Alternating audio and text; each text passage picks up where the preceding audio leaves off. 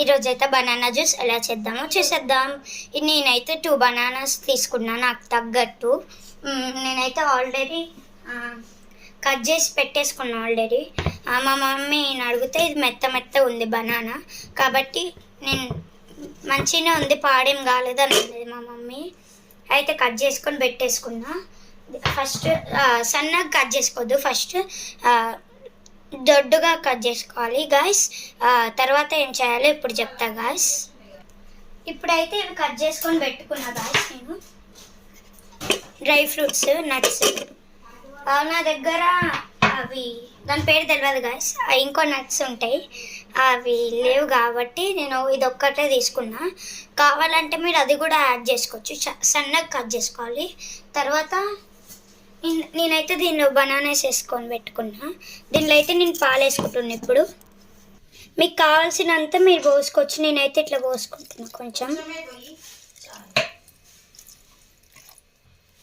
నేనైతే పోసుకున్నా గాయస్. ఇప్పుడు నేనైతే ఇంత పోసుకున్నా గాయస్. ఇప్పుడు నేను నట్స్ పోసుకున్నా గాయస్. అవి కొన్ని వేసుకుందాం గాయస్, దీనిలో టేస్ట్కి వస్తాయి. తర్వాత దీన్ని మిక్సీ పట్టడమే. మిక్సీ పట్టినాక మా మమ్మీ పడుతుంది. మిక్సీ పట్టినాక నేను నీకు చూపిస్తాను గాయస్. మా మమ్మీ అయితే పడుతుంది గాయస్ మిక్సీ.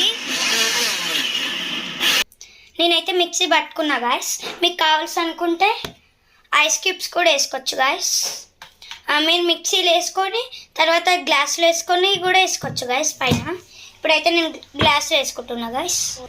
ఇప్పుడైతే నేను దీనిలో వేసుకుంటున్నా గాయస్.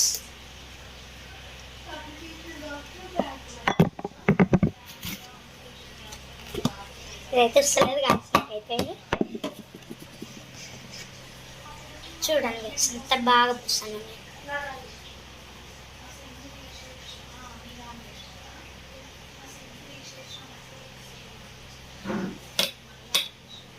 ఇప్పుడు దీన్ని వేసి ఇది ఇలా అయింది గాయస్. ఇట్లా లూజ్గా చేసుకొని మళ్ళీ ఐస్ క్యూబ్స్ వేసుకొని మిక్సీ పట్టుకోవాలి గాయస్. ఇప్పుడైతే నేనైతే దీనిలో ఐస్ క్యూబ్స్ వేసుకున్నా గాయస్. ఈ గ్లాస్లో ఉన్నది ఇప్పుడు దీనిలో పోయాలి గాయస్.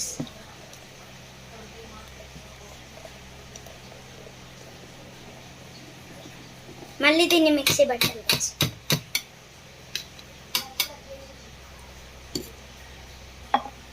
ఇప్పుడైతే మా మమ్మీ పడుతుంది గాయస్ మిక్సీ.